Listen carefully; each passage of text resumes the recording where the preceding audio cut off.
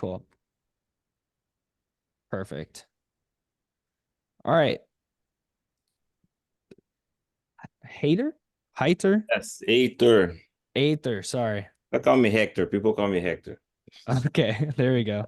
Yeah. So yeah, my name is Heitor Garcia. I'm from Brazil, but I live in the US for around 10 years.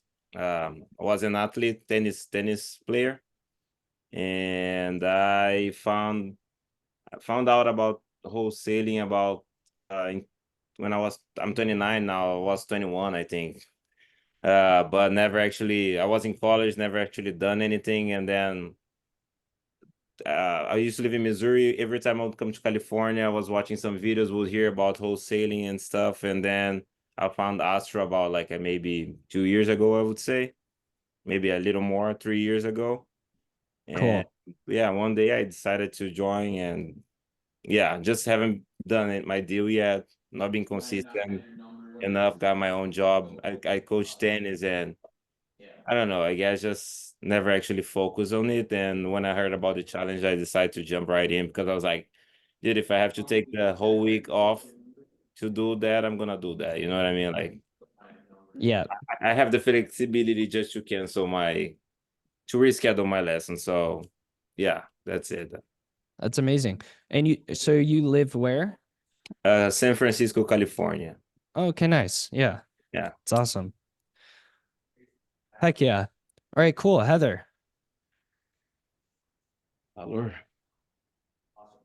Hi, I'm Heather Bellinger. How are you?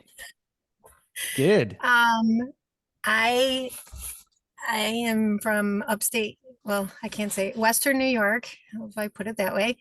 But I am working Ohio market right now.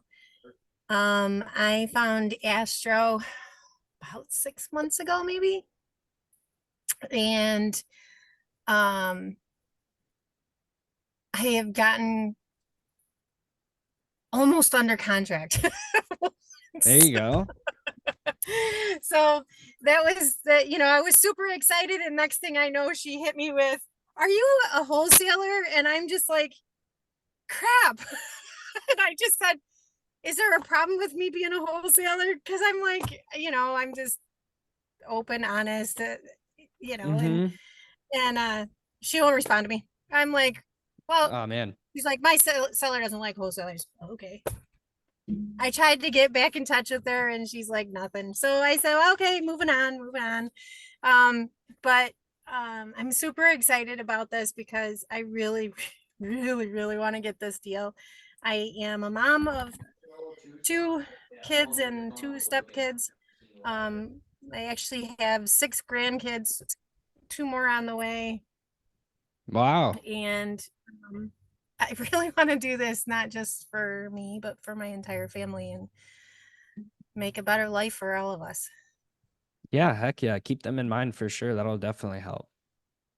Cool. Well, thank you. All Yeah, right. so let's go. Yeah, let's do it. Donna.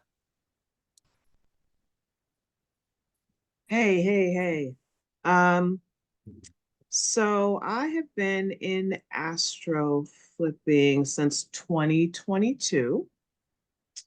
I don't even remember how I found out about it. But I know that, Jamil is here, and so I probably just going to maybe real estate meetups or things like that, probably came across it then because I used to do that quite frequently. But my deal is, listen, I want to retire soon. That's the bottom line. And I can't do that. I've got two kids in college. Ouch. And I've got considerable amount of debt. And for me, the path out of that is some kind of passive income. What's kept me from doing Astro is I've got like 10 jobs. And I'm not lying. I've got like 10 jobs. So I need structure.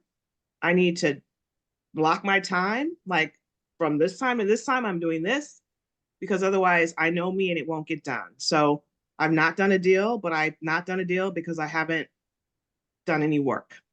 So I'm at a place right now where I'm willing to carve out the time to get the work done. So I'm confident in the program. I've gone through all the modules.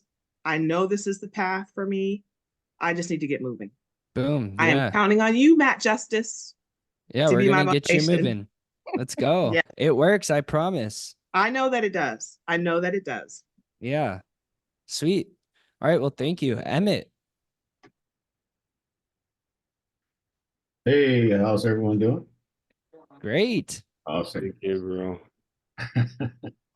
My name is Emmett Hoosman. I'm just transferred actually from Chicago, Illinois to Levine, Arizona. Just moved here. I'm somewhat semi-retired, been an entrepreneur most of my career. Did a lot of consulting for Goldman Sachs. I used to oversee all their regional properties, which consisted of all the U.S., Latin, and Canada. Many years ago, I started a litigation document management company and grew it to a multi-million-dollar business. Sold that off. Met also an Air Force veteran, so I still volunteer through the Civil Air Patrol. I do search and rescue missions. Still in charge of all the air operations back in Illinois. I actually got involved in Astro about 2.5 years ago. Did the investment piece of it, did a lot of the homework, but never actually took action. So Jamil it's been a treat. In fact, Matthew, I actually have your email from us engaging, I think about a year or so ago. Heck yeah. Yeah. So I'm at a point in my life right now where I actually do have the actual time to make the commitment and fulfill whatever obligation, whatever's needed to actually meet, the goals that are necessary so that we can actually come out as winners. So that's a little bit about me, and I'm happy to be here. Excited. Let's go. Heck yeah. Let's do it. All right. I appreciate that. iPhone. We don't have your name. I'm sorry, my iPhone. Yeah, your iPhone. Hey, I'm sorry. I was actually gonna jump on my computer at work, but I was having issues with my laptop, so I'm running home. I should be home in like 10 minutes, so sorry. My name is Colleen McKay. Nice to meet everyone.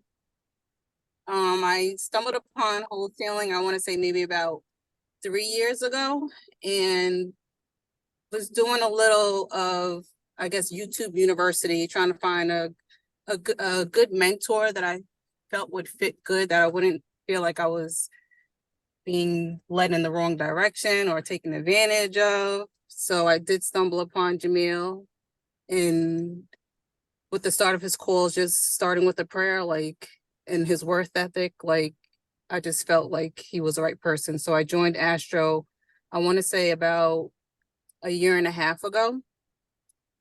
And after I probably finished my courses like 4 months afterwards, and then had to do like a stop with everything because I had to take care of my father for about a year and a half.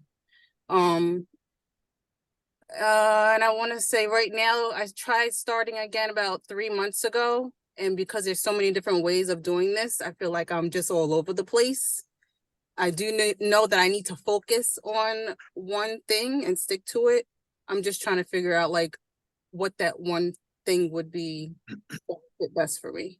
So when this challenge came about, like, I just felt like this was a perfect time to start, and I really want to commit to it. And yeah, I want real estate to be my priority right now, because I do one day want to leave my 9 to 5. I don't want to have to work for someone else.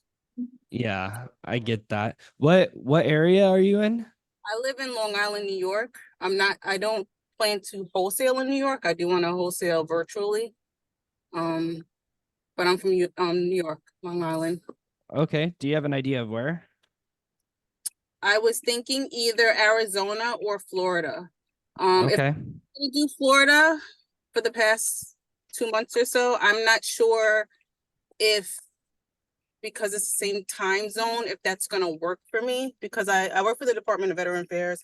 I have about 60 employees under me, and I'm always putting out fires every day. I'm getting pulled in different directions. I thought maybe if I did Arizona, because it's like right now it's 20 after 4 o'clock. I'm off and I'll be able to focus on that, and I have to worry about those fires that I have to put out during the day if I do stay Eastern Standard Time. Right. Yeah, makes sense. Heck yeah. Well, thank you for sharing, Colleen. Um, you. Dushyant? Did I say that right? Yeah, Dushant. Dushyant. Yeah. Hi. Cool. Yeah, hi everyone. I'm Dushant Rao. I am originally from India, came to the US back in 2007 for PhD from Illinois Tech Chicago. And then I'm working in the pharmaceutical industry in a leadership position. But real estate investing has always been my area of interest. And that is how I got my real estate license. But I'm in the Houston, Texas metro area. So I see there are tons of realtors here pretty much doing the same thing. And that is where I wanted to focus on a different avenue. And I've been part of Sub2 as well by Pace. But he focuses a lot on acquiring property creatively. But I've been like, I would say everything to be blamed to myself, but I've been like a victim of shiny object syndrome where I thought, okay, acquiring property versus, lending, because Pace is pretty big on lending as well. So I did like couple of lending deals, like the long-term ones, but I was focusing on more of like short-term lending for higher percentage returns. But what I realize is it's very easy to sidetrack between, acquiring properties versus lending. And then I always liked Jamil. I had seen like tons of his videos before joining. I joined Astro like maybe a week back, so I'm pretty new to Astro. So this is where I realized that I need to focus on one thing and pretty much just remove the side distractions. And when I attended the session with Jamil, I think you did come up in that as well, Matthew. And I've seen like a lot of other folks pretty much they have set up like everybody took like different time to get to the first deal. And I haven't done my first deal in like wholesale or fix or flips or anything like that. So I'm looking forward to that and pretty much focus on one thing. And as Colin said, I have like multiple people report to me, but I've seen folks with being MD, doctors being just getting layoff from my company just like that. And I realized like it doesn't matter. Like if you're working for someone, there is always someone else taking decisions for you. And same thing, I work remote from Houston. My company is in Boston, so I pretty much travel. And I don't want to do that, because it's quite, I would say, indecisive situation at this moment with the job market. So I Yeah. thought like I need to build that second pipeline, just so that if anything happens, I'm not worried about it. Makes sense. Yeah, cool. I appreciate that, Dushyant. All right, Joanne. Hi, Matt. Hi, everyone. Joanne Fisher. I live in South Carolina, outside of Greenville, Spartanburg area. I chose the area of Dallas-Fort Worth as my market. I found Astro late 2022 and joined and went through the course and felt that, it was doable. At the time, I was working as a software engineer for a pharmacy software company, and they had a layoff in April of last year, and my position was eliminated. Since then, I've been focusing more on wholesaling and so forth, but never started really taking steps until this year. I've had 3 properties under contract. 2 of them fell out because they were locked up too high. The third one was because I had the buyer actually put in the money, the EMD and everything, and then the seller started asking questions about wanting a survey and so forth. So it looked like they may have been changing their minds, and the buyer didn't want their money to go hard, so they pulled out. So I've started, calling agents, again for the last month, and looking to do deals, and that's where I'm at right now. I'm to the point I really close, and I want to complete a deal to get that first one under my belt and keep going. Heck yeah. Love it. Sweet. Thank you. All right, Sherry. Hi everyone. Um, It's nice to be here and nice to meet all of you. I've been in real estate probably about 10 years, mostly because my family's been fixing and flipping for that long. I don't like fixing flipping. But I in 2019 I switched over to seller financing. This is before I even knew anything about any of the other part. I closed 2 deals, and how I did that was I copied off of somebody else's contract, and I just pasted and made the deal, and it worked. But that was like not a good thing to do because it could have fell through, and it might not have worked.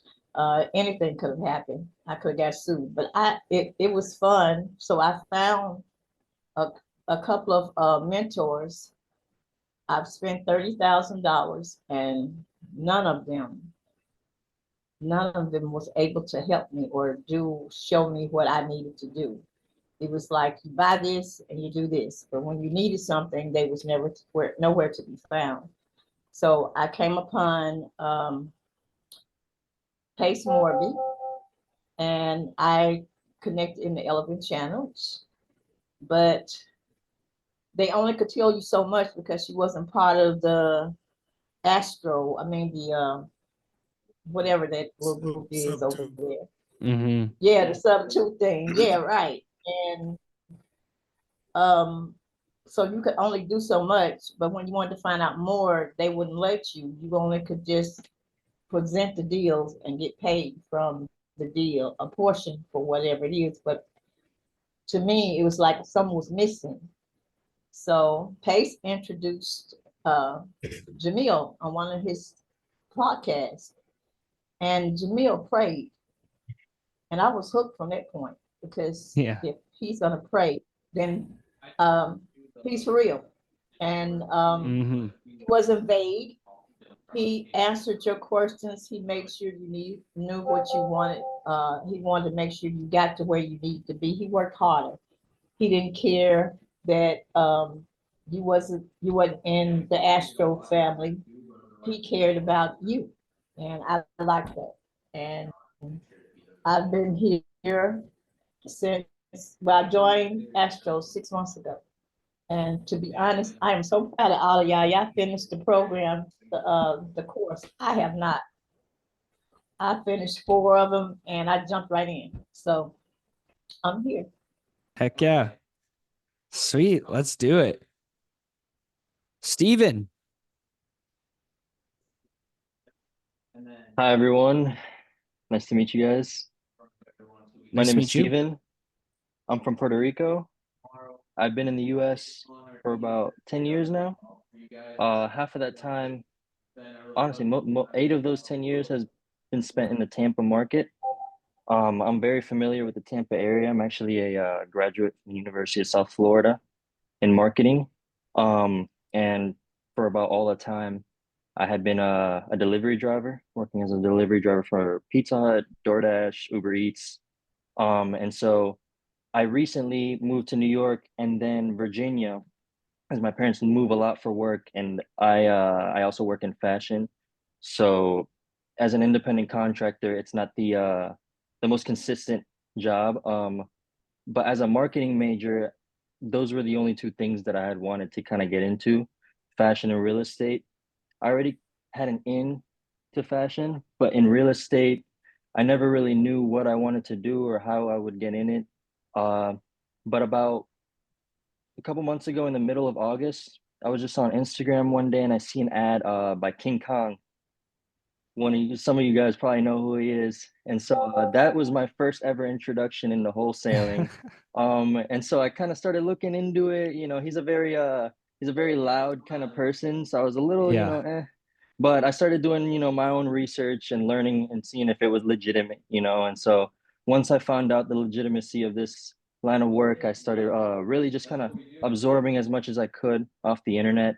And luckily, I mean, I bought his book, I read through it. I wasn't really interested in going into his program, but still absorbing, off of YouTube University, and so a couple days later, I happened to stumble upon Jamil's program. I think it was also off YouTube, and yeah, quickly joined that once I found out, how special it was, and was able to have access to the Astro Blaster as well. So I ended up just going through most of the course, and once I started reaching the section of the course that had to do with the application side of everything, I started kind of looking into the Astro Blaster, and then the Rise Challenge came up. So it was kind of the perfect time for me to just really start putting everything that I've learned into action. Heck So yeah. I'm really excited. Yeah, heck yeah. Let's do it. And so are you gonna do it in Virginia? Um, Honestly, so my LLC is based in Virginia, Uh, but I travel for work, so I can really work anywhere. I always wanted that consistent source of income that would allow me to have a source of income while being able to travel. So right. Yeah, makes sense. Okay, cool. All right. Thanks for sharing, bro. of Clifford. course. Hey everyone, my name's Clifford Forrest. From Jamaica.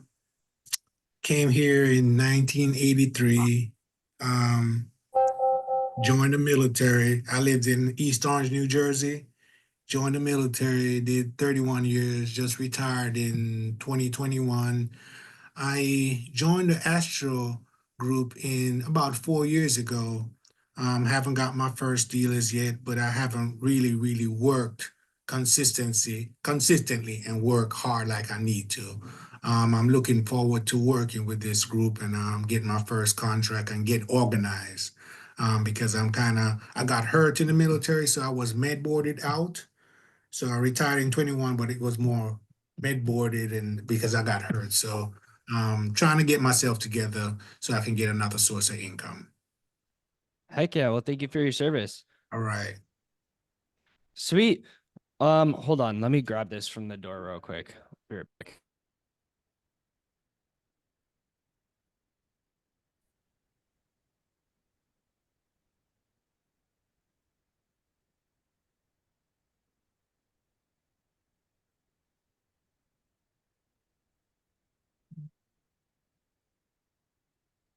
Sorry about that. Cool. Well, thank you guys all for sharing. Super excited to be working with all of you and to freaking get after this challenge. So first I want to start with, so who, you could just show by like a raise of hand, who went through like the Nathan Harris training.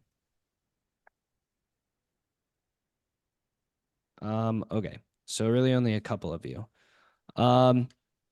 Okay, so we'll kind of get into it. I'll run through, I guess I'll kind of reiterate some of the stuff that he did, show you guys how to find properties utilizing Zillow and Redfin, and what I kind of personally look for in properties, and how we find our listings. And so what we'll do today is essentially just kind of go through that, answer any questions you guys have in the process of doing that. And then tomorrow, we'll really get into actually starting to make the calls and go through giving you guys feedback on the calls. I'll go and make some calls with you guys too. And so also if you want to do it in your market, I know they said that for you guys to do it in the leaders market, if you guys want to do it in your market, that's completely fine. I know some of you have obviously already started. So that's fine. You could totally go and do it in your market. I could still help out. I have pretty much resources all over the place, so we'll be fine. But if you guys are like undecided, then yeah, go ahead and we can do it in Arizona. And for example, for like you, Steven, I would definitely pick a market. I wouldn't do it nationally or do it in multiple places. What I meant by that was actually no, my market is the Tampa market. That's the only market Okay, that I'm wanting to work in. I just travel while I'm got it. wholesaling for the travel or for the Yeah, Tampa yeah. market. I get you. Yeah. And I mean, that's the beautiful thing about this business is you can go and travel and do this virtually. I was in Europe for 3 months over the summer and we closed like 19 deals or something like that while I was gone. So for those of you who may want to look into another market or something, you don't always have to do this in your backyard. Just to preface that. But personally, I like doing it in the place that I'm located. But I mean, we're going to get into other markets here in a bit. And I mean, you can do it virtually. Like it's super easy. All right. So what I'll do is I will share my screen and run through what it kind of looks like on how to actually find properties. Can you guys see my screen? Yes. Okay, cool. So first, I know Nathan, he has like a spreadsheet that he likes, right? Like he gave you guys, did he give it to you or like show you how to create one We on did. like where to track all these? Yes. Okay, cool. So for those of you that don't have a spreadsheet, all you literally need to do, like this business is so simple. You can literally just go and make a spreadsheet and just put like address and then agent number.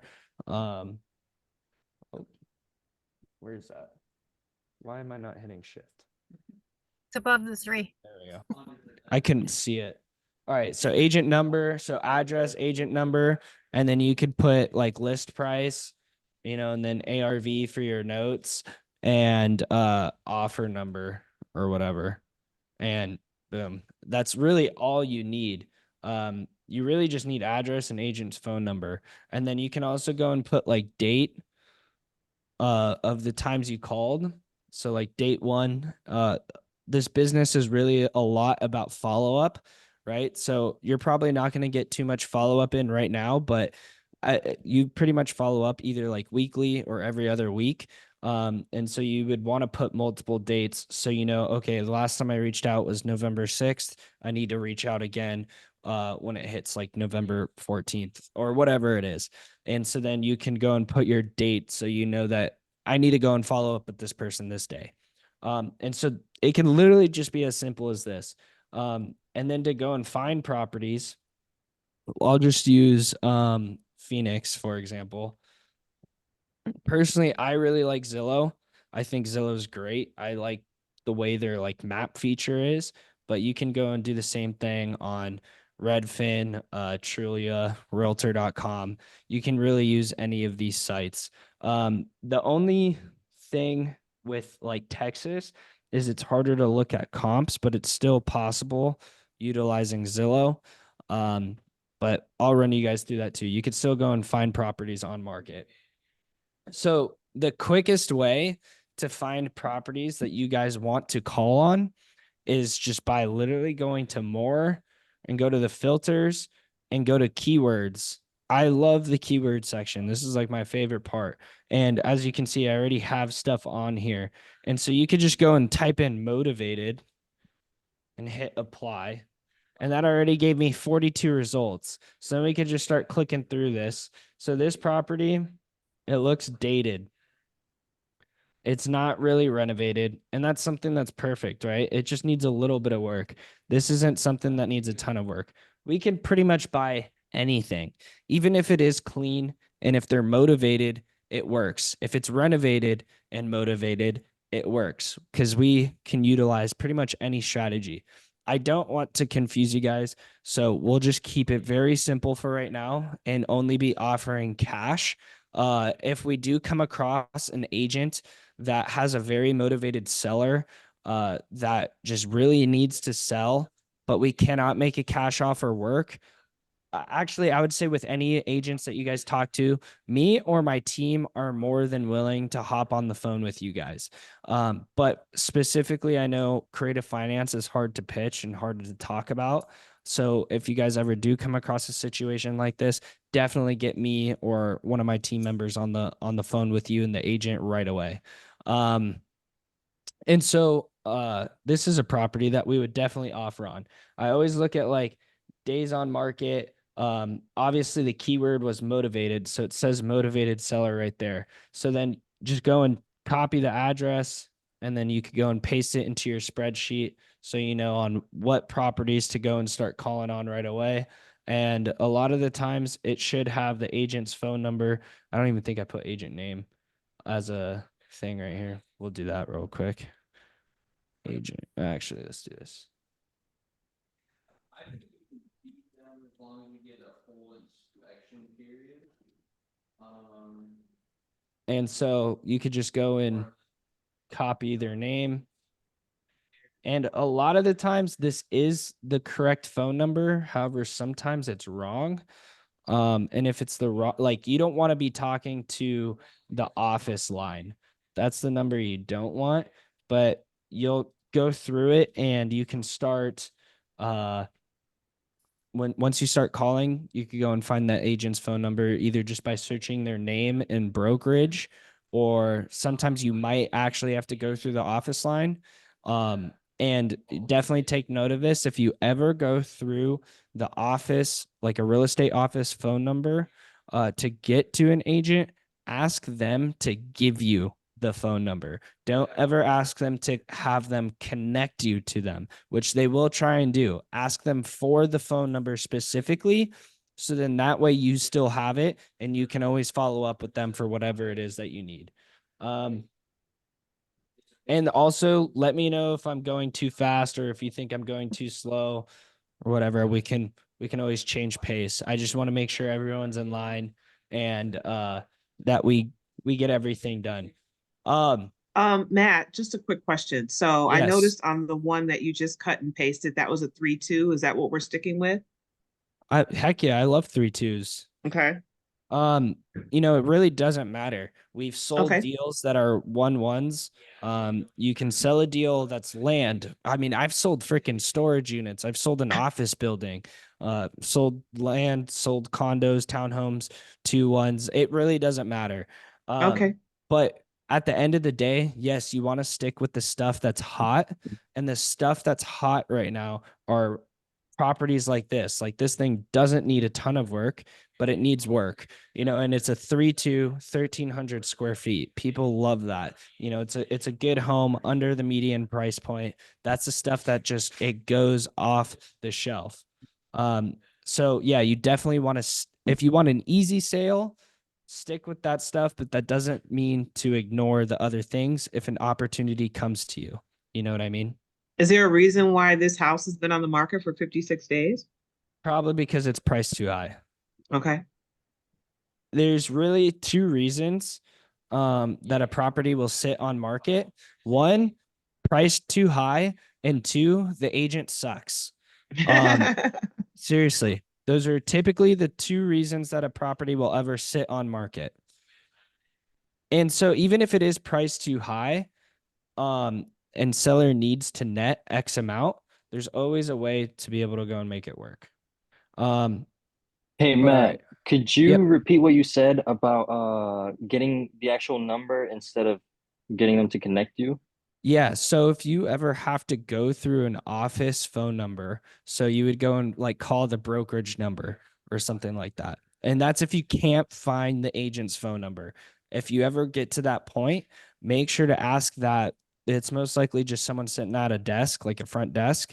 Make sure to ask that front desk person to give you the agent's phone number that you're trying to get a hold of, not to connect you to the agent, because they'll just Okay. put you on hold and then put you through to the other agent sometimes. And you don't want that, because you want to get their phone number so you can follow up with them. Yeah, okay, got it. Thank you. And then if they do connect you, make sure to ask the agent, hey, I went through your office number. What's your personal phone number so I can get a hold of you? Okay, okay. Yeah. But all right. So here's another property. Same thing, right? Like just minimal pictures. There's not a ton. And it doesn't look like it's renovated, and it looks a little dated. So here's another one that could potentially work. 6 days. Great starter home, or if you're looking to invest, property needs TLC, very motivated seller. This is another great one to call on. And so again, I'm not going to go through and just like list them all, but I'm just showing you guys how to go and find properties pretty easily. So that's one keyword that you can use. is motivated. As you saw in that listing, it said it needs a little TLC. That means tender love and care. And so you can also go and search up the same thing. So TLC, let's see what that populates. This is definitely a good one. This thing needs a ton of work. And you could just tell this stuff by the pictures. So really the first couple things I look at, actually what typically for me and my team, whenever we do a keyword search, we don't even really look at the pictures. We just go straight for the phone number and just dial the agent right away.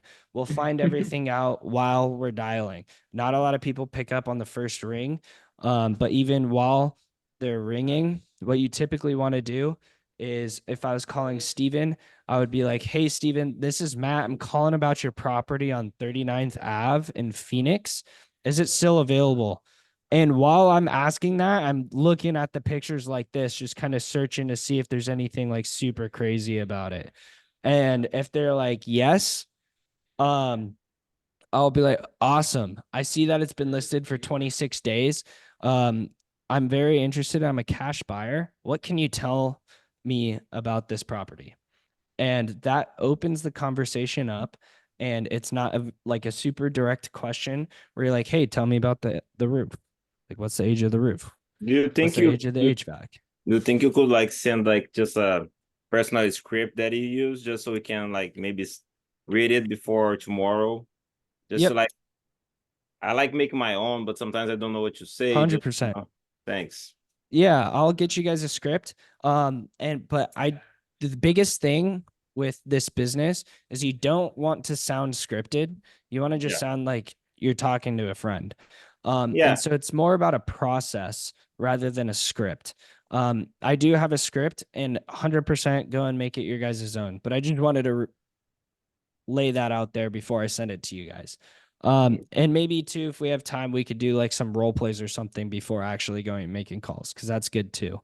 But so that the keywords are great. And so if you guys want to go and take notes of some keywords, you can use motivated. That one's my favorite. So motivated is great. Let me know if you guys want me to pause for a second and let you guys get some paper out or something. You guys all good? Good. Okay. Good to go. Motivated, TLC, investment or investor, fixer upper, needs work, must sell, handyman special. I might have a list with like 100 keywords that people usually use to. I can send in the chat if you guys want. Yeah, send it in the Discord for sure. But I would I'll- say those are like the top 5 that I use. And honestly, it should give you enough leads for probably the next couple months. And, properties are always going to keep getting listed. You're going to have a ton of follow-ups by time even 3 months come from now. So you'll have a ton of people to call and recall. What did Do you guys say? have any? Must sell Yep, must sell. after that. Must sell. Handyman special. Handyman special. So what was the first 3 again? Motivated, TLC.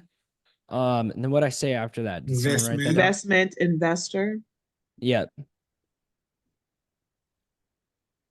That's funny. I wrote down a list of all the ones I could think of, and then I was just going to underline everything that you said were your tops, and you listed everything I had, so that's good. Another one too is cash. Write down cash. That's a good one.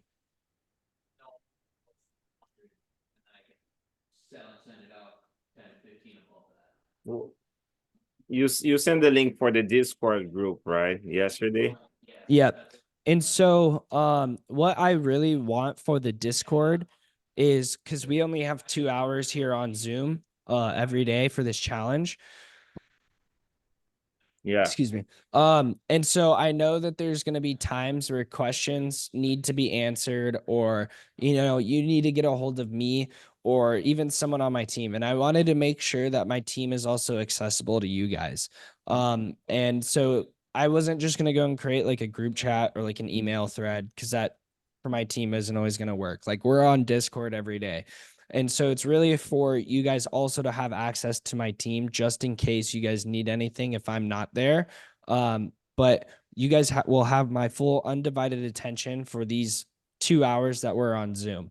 And then if you guys need me to hop on calls with you, I'm more than happy to do that. If you need my team to hop on calls with you, I didn't know like how big this can all get with all, like, I think there's 12 of you guys. So I don't know, like, if like all of you guys have questions at once, or like 4 of you need me to hop on the phone with you at once. You're like, hey, I'm on the phone with an agent. Can you hop on the other line with me? Like, I'm only one person, you know, so I wanted you guys to have access to my team, to be able to get all of you guys, help right away. So that's the reason why I created the Discord. And so I'm to not, just go I'm ahead. not being able to accept the invite on the Discord. I'm trying to get into it now. Here, I'll send another invite in here. The email. Oh, here you mean Yeah. that. I just put it in Zoom. Okay. So, really, it's just a general chat, so you guys can say pretty much whatever you want in there.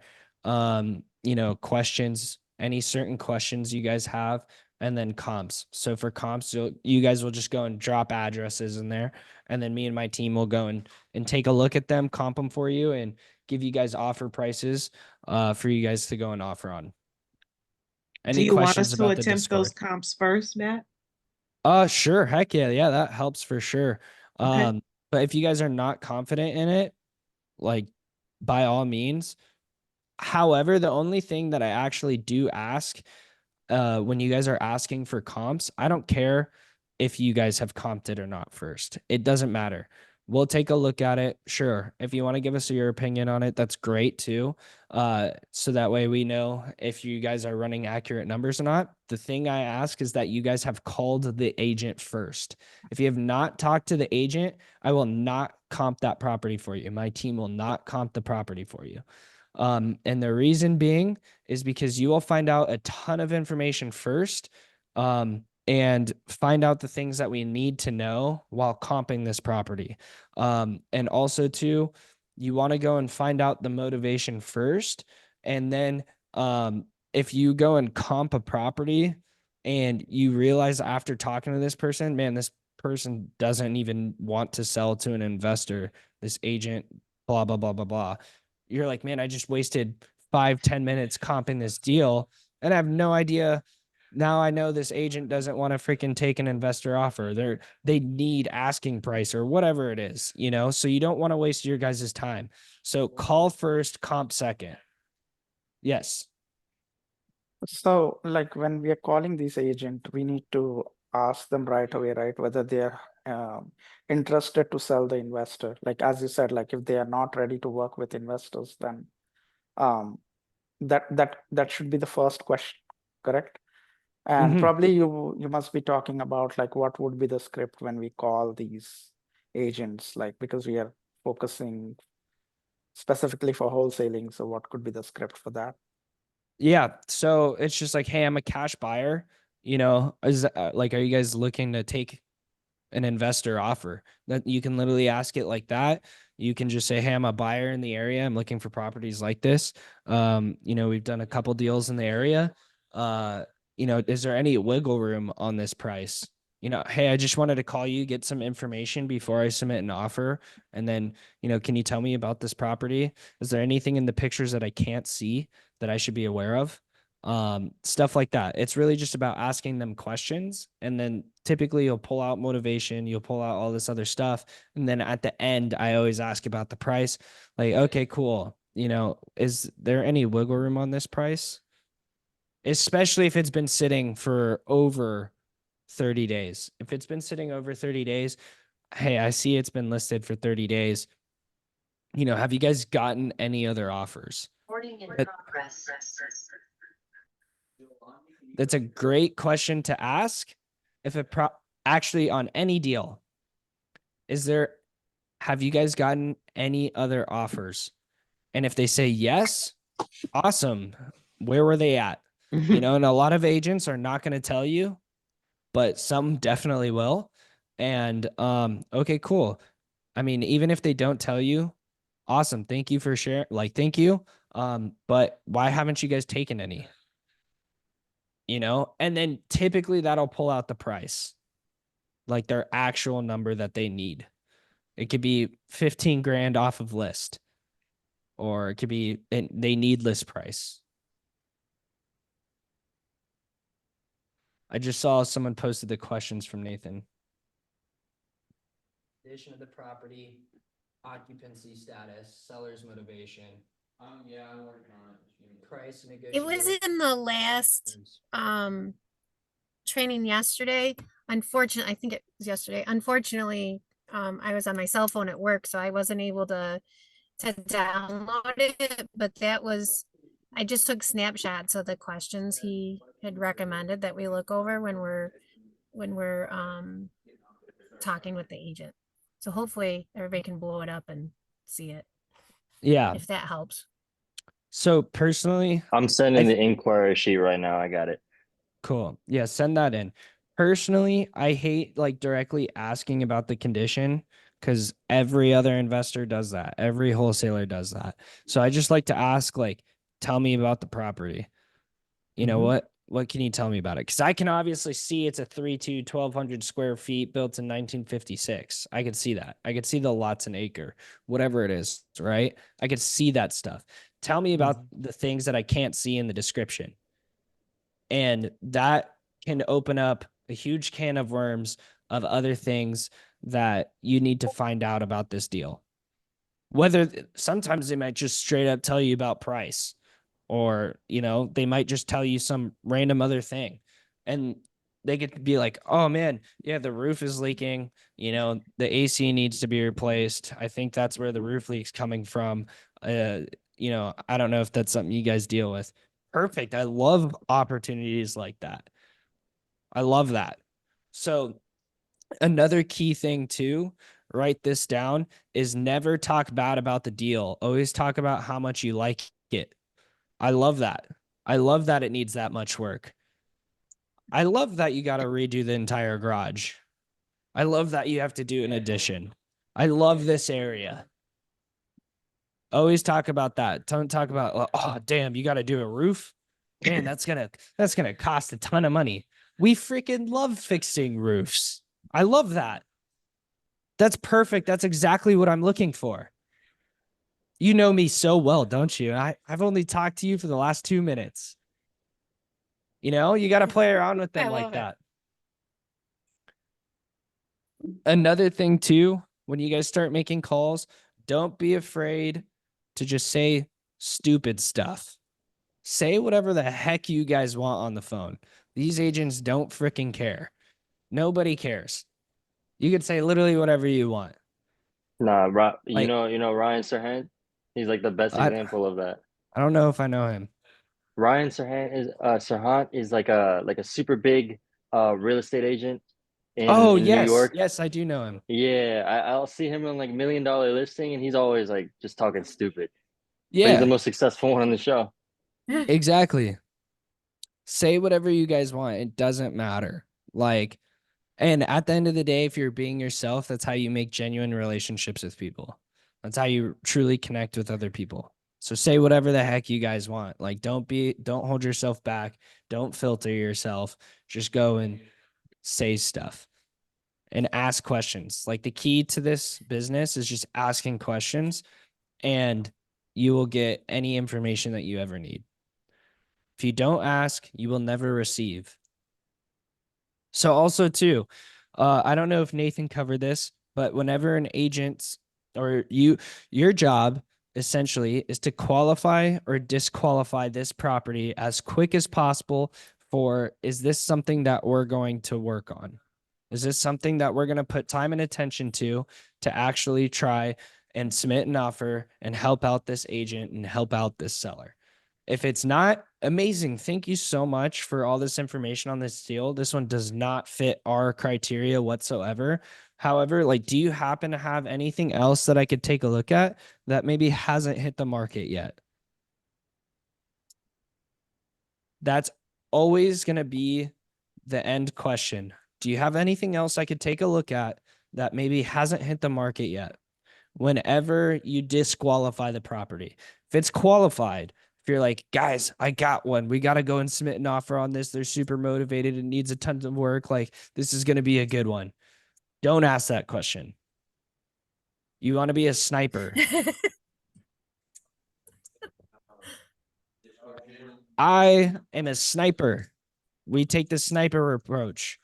And that's how we're going to win. These people over here, they're all going to go machine gunning out here trying to see what freaking sticks. We're not doing that. We're going to put one bullet in the chamber. We're going to load it up and we're going to fire that thing and hit it. And then we're going to load another one in and same thing, chamber it up and we're going to fire it and we're going to hit it. We're snipers. I like it. I like it. Cool. Any questions so far? I have one. I text with an agent the other day, and the property that I was looking at, it fell out of contract, and she told me it fell out at 165. Amazing. Love and that. I was looking to make an offer on that. She said she'd be looking for it. Heck yeah. Yeah, I just want to make sure I'm at the right point. Yeah.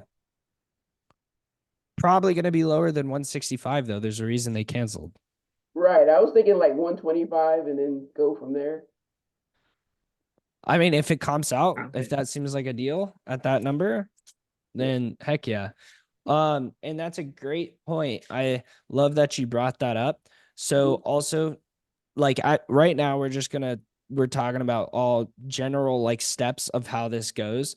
So the process will always be see property, find agent phone number, call it, look at the pictures while on the phone, ask agent all about it, right?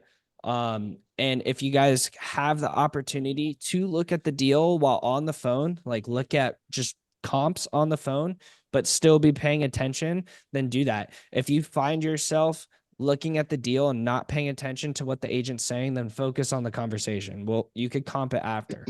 But if you can, then that's great because you can run the agent through what you're seeing in the area. And you can get their opinion and stuff like that. However, if the agent does not answer, you have to immediately leave a voicemail. And the voicemail looks like, hey, Clifford, this is Matt. I'm looking to buy your listing on blah, blah, blah street. Give me a call back ASAP. Thanks.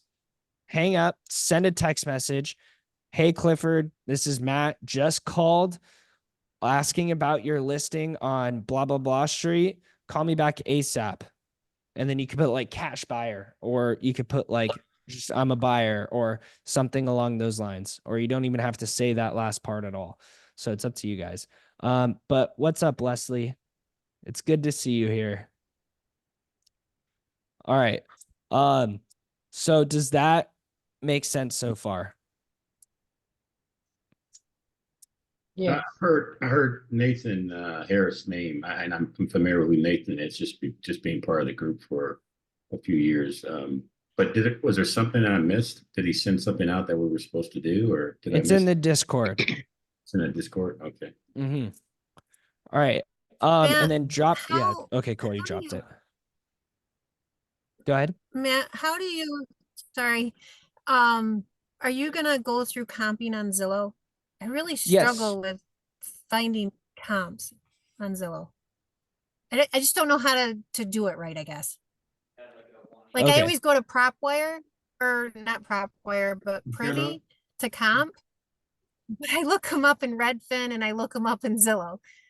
But I find it easier to look at them in Privy. If that makes sense. Yeah, But I mean, I'd really if love to Privy know how works to for do it in you, the other ones. go ahead. I'd rather do it in a free one if I can, Yeah, 100%. to be honest. No, I get that. If Privy works for you though, if you guys have Privy, instead of Zillow, like looking for keywords on Zillow, you can also use Privy, and you can actually put all of the keywords in it at once, which is great, and it'll pull up your entire list. So if you do have Privy, you can utilize it. I'm teaching everyone the free ways, and I actually love Zillow. I use Zillow to comp. I see Kyle. What, Joanne, your property's in DFW?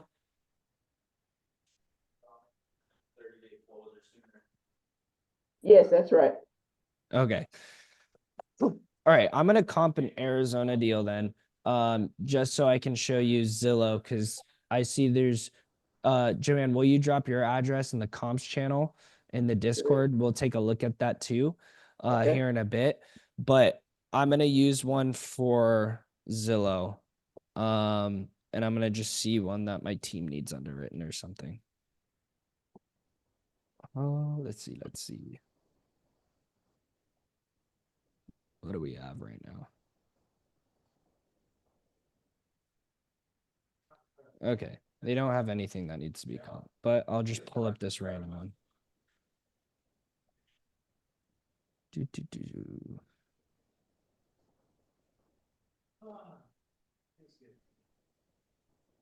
Okay. Can you guys see my screen? Yes. Yes. Cool. So I always look at sold in the last 6 months. I like 6 months because it gives you typically enough to look at. But my goal is to find properties that sold as recent as possible that are the most renovated.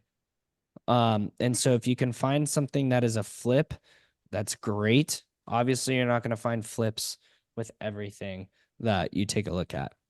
So have you guys gotten the Astro appraisal rules? Yes. Yes. Is there anyone that has not gotten that? Send it to me, please. Will do. Yeah, I didn't got it either. Dushant here. Okay, cool. I will drop it in the comps chat in the Discord. Just so you guys can all have that. That's how we comp. I don't know if I have it on my computer. But essentially what you're looking for is you're comparing apples to apples, not oranges to apples. So if you can't find another apple, you can't use an orange. Does that make sense? Yep. Cool. So we'll do that with this deal. So this property is a 2-2. It's 1,200 square feet, built in 86. This is an auction home. So it's foreclosed on. So it's most likely owned by the bank, which is fine. We can definitely do bank owned stuff. They're definitely a little trickier, just so you guys are aware. No, Some I'm in the Zoom meeting. some banks are a little different. They do not allow assignments, so banks can be tricky. Does that mean we ignore foreclosures or pre-foreclosures and stuff like that? No, absolutely not. There's still opportunity to be made, and money to be made there. So this property is a 1,200 square feet, built in 86 on a 7,400 square foot lot. So what I'm looking for is I'm going to look for properties that are plus or minus 200 square feet of this, and plus or minus within 10 years, year build. And then I just compare the lot size. I would like stuff to be around 2,500 square feet plus or minus of my lot size as well. But definitely the most important factors are square footage and year built. And as you can see, this property is shaped a little differently, right? Like it's not like a pitched roof. You don't have a triangle roof on it. So I'm not going to use a triangled roof to comp this property. I want to find another flat roof property that looks similar to this to be able to comp it. And so sometimes that could be difficult. But bed bath count, you can always adjust for. If I find one that looks exactly like this and it's a 4-2, that's perfectly fine. You can adjust down for ours having 2 beds. Cool. So 1,200 square feet, built in 86. So I'm just going to click around and see what some of these properties look like. I wouldn't use this one, obviously, because it's a 2-2. 2,000 square feet, where ours is 800 square feet smaller. Same with that one. Let's see if we can find something closer to our square footage. So this is a pitched roof. This is 1,300 square feet. Let's just take a look at it to see what it's like, just because it's around our square footage. It's a little dated. So typically flips nowadays, some people do different colored cabinets, but 9 out of 10 times, they're just going to be white cabinets, white countertops, and it'll be empty, kind of like this. However, this is not a flip. But we know it should be around 360 just based off of square footage, but that's not a comp that we want to use. So this property looks more like ours, but it's a lot bigger. So let's just take a look at it anyways, just to see if it's renovated. And I don't think it is. It's not. So another way to tell if a property is older, and this is good for you guys on the acquisition, like going through the acquisition process, is it has multiple flooring types, where a lot of properties now, they don't have carpet in living rooms. It's only carpet in bedrooms. So you know that this property is older. You can also see there's like is that like a hardwood, or is that just a shadow? That might just be a shadow. But sometimes these properties will have like 4 different types of flooring in there. And it's like, okay, that thing you need to take out all the flooring. But we can't use that one. But we know it should be based off this one and square footage, it should be around 360. But we need to actually find evidence. This one's another one with a pitched roof, so we can't really use that one. And this went for 450, and this is about 300 square feet bigger, so we can't still really use that one. So based in the last 6 months, we also do not want to cross major roads. That's a big no-no. It's like one of the biggest things that you could do ever in comping is crossing over major roads. So this one, when you zoom in, to really tell if you should or should not cross it is just by zooming in on it and looking to see if it's a double yellow, if there's stop signs, if there's stop lights. You don't want to cross that. Does that mean I can cross this one? No, even though it was still not a double yellow, I wouldn't cross this, because you could tell that this community over here looks a little different than this one based out off the layout. However, it looks like it can still kind of be the same community type. And another way to tell is based on an HOA. If there's an HOA here, this one doesn't have one. And then if this has an HOA, we definitely don't want to use that. Yeah, so this has a 139 per month HOA. And you can also just go and confirm an HOA by looking at another one that sold pretty close. So this HOA is completely different. So we want ours to definitely be in the same HOA. That's going to be tough to find the HOA on there. Anyways, so I'm not going to cross that major road. And so based on the last 6 months, there's not really crap that I can see. So we'll hit 12 just to see if there's anything else. Another thing too, a really good indicator of what's kind of going on in the market is actually by looking at what's active and what is pending and under contract. So that's some stuff that I like to do as well. When I can't find comps that have sold, is I'll look at what's active, pending, and under contract. And that doesn't mean that we can completely base our numbers off that. So something like this, it doesn't really look like there's really any other comps. So I'm going to go to for sale and then accepting backups and pending and under contract, and then see what else is on here. So this one's pending. This one has like a half flat roof and half pitched. So, and this one's at 460 and it's dated. And this has a pool. This is an 89 build. I think ours was 84. So it's kind of close. This one's 75 days on market. So what do you think the likely is that it went for 460? Not very likely. So we're gonna keep looking and see what else we got in here. This one's 1,500 square feet and for sale at 385. So you have to also think about too, if a flipper, when they go to list this property is going to be its competition. So it's like at 1,500 square feet with a 300 square foot difference, no bed bath count difference. They're both same roof types, and right around the same year build. If ours was fully renovated, should ours go more or less than this one?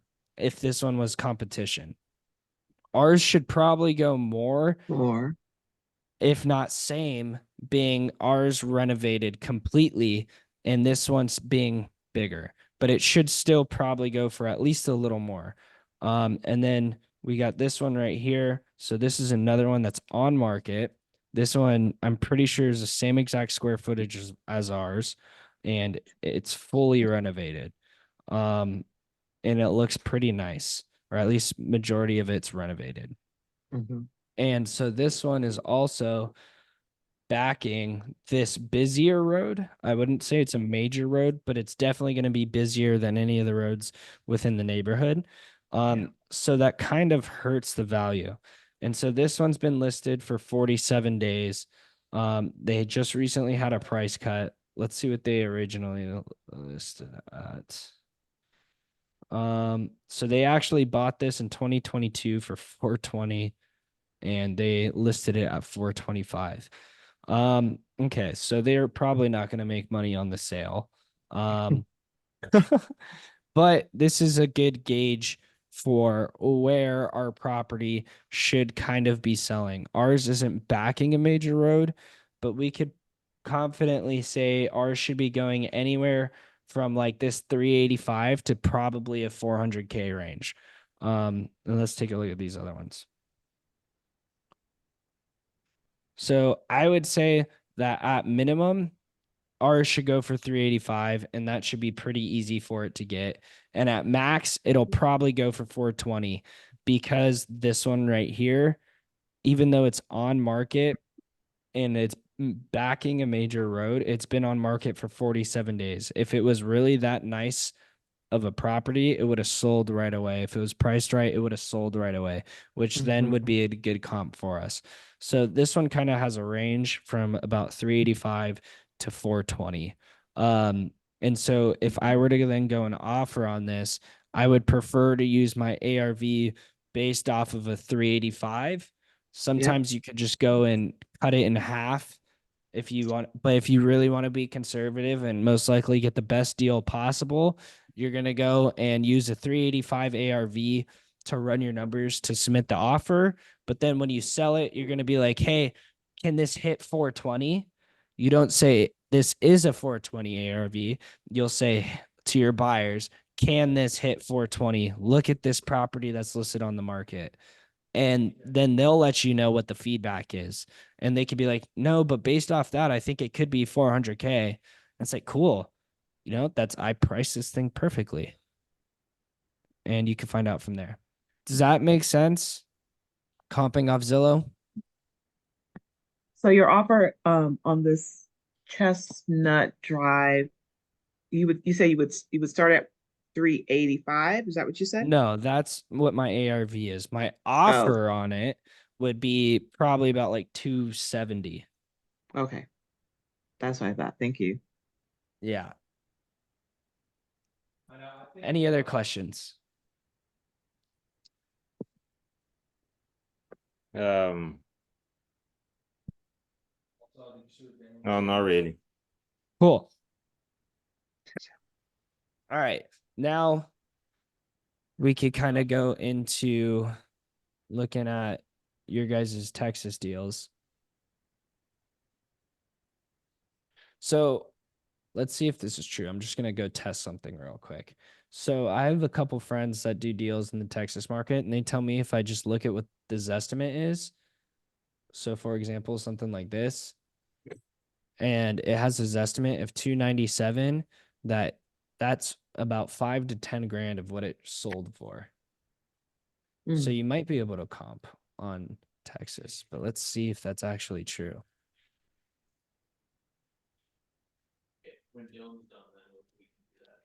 Oh, it sold at 300K in January. So that's pretty freaking close based on that one. Mhm. Let's try one more before we actually go and comp this. 'Cause Your for offer, some, what go ahead. offer that you would be? Your offer would be a what? 210? It would be at like 270 probably. Mhm. So what do you do? Like, let's say the ARV is like 300,000. What's your like MAO there? Like, how do you do that? 300 times 0.886, something like that? In Arizona, I have plenty of data that I just do a flat percentage. So we've done a couple deals in Sun Lakes. So I know that a Sun Lakes deal is probably going to trade around 67 to like 70% of ARV. So I'm just going to times it by that and try and offer under it. If it was somewhere where I didn't know, and in today's market, an investor should be very happy getting a 10% profit on their flip. So I would do times 0.8 minus the rehab. And that would give me a price of where a buyer should pick it up at. And then I would try and go under that number. So for example, if it's, 300K house and let's say it needs like 50 grand worth of work. So 300 times 0.8 minus 50. That means I should realistically be trying to sell this thing around 190. However, does that mean that that's the max that you can actually sell that property at? No, there's people that will pay more for properties for random reasons. So if that agent was like, hey, I'd take 190 right now, would we say no? We would No. say maybe. Let me talk with my partner. Mhm. Mhm. And you will then leverage me as the bad guy, right? That's why I'm here, really. The reason that I'm here for you guys is so you guys can leverage me as the bad guy when you guys are making calls to these agents. You always want to say, I'm with a partner. We do flips in this area. We do this, we do that. Hey, my partner took a look at this. You always want to position yourself as it's you and the agent versus your partner. And when I get to go and hop on the phone with you, I will be the one that's like, no, we can't do this or whatever it is, like the stern one. So we would obviously still want to try and get this thing under 190. But if an agent was like 190 is their absolute lowest they would go, and I know they would sign today, we could be like, sure, if they sign today, I'll do 190. If they don't sign today, I'm still at 180, or whatever it is. And you could still potentially sell it for a couple grand, 5 grand, maybe even 10 grand, depending on the buyer. What's the area you guys are again? Would you said? I'm in Arizona, but I'll be able to help you guys wherever you guys are. So, you said that you're in California, right? San Francisco, yeah. I have plenty of friends who do deals in San Francisco in the Bay Area. So if you want to do deals there, by all means, go ahead. You're kind of just starting, right? Yeah.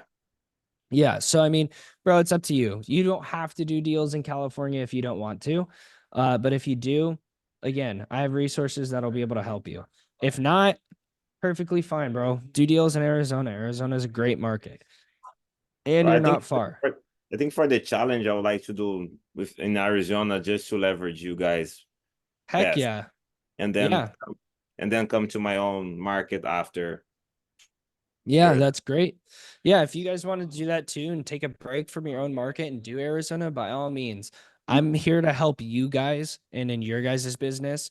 So whatever you guys want to do. If you're like, hey, let's do Arizona, let's freaking crush Arizona. If you're like, I want to do Texas still, let's freaking crush Texas. So Matt, how would that work with like when we get the wholesale fee? So that would go into our personal name versus into our LLC because our LLC is in a different area. No, it doesn't matter. Oh, it doesn't? So you can still put it into your LLC even though it's in a different state? Yep. That's just where Oh, your awesome. LLC is registered and how you're going to get taxed. Okay. Perfect. Yep. I didn't realize that. Thank you. I got Of a course. question for you. Yes. As far as like, say we get a deal, get it under contract. Are we splitting that with y'all for the help, or how's That's a that great work? question. I mean, I don't know how the heck freaking Jamil and all these guys are doing it. They haven't really talked to us about it. I don't know if I'm just here to help. But we can figure that out when you guys actually start to get deals and we're like, holy crap, we got something under contract and we have a buyer ready to go. I'm cool with waiting on that right now and talking about that when a deal actually happens. Just sorry, you're gonna ask anything else? Kind of don't want to cut you off.